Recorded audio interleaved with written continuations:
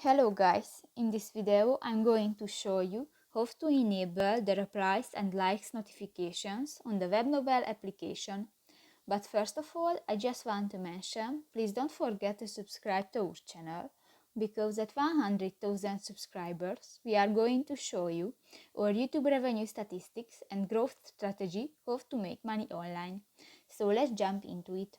First of all, open the application on your device. Go to the Profile section next to the Explore button at the lower right corner of the screen. And here you can find the Settings section and click to the Notifications button. And here you can find the Replies and the Likes option, and just tap to the next circle and the notifications is enabled. So that's pretty much it for this video, guys. See you in the next one. Bye bye.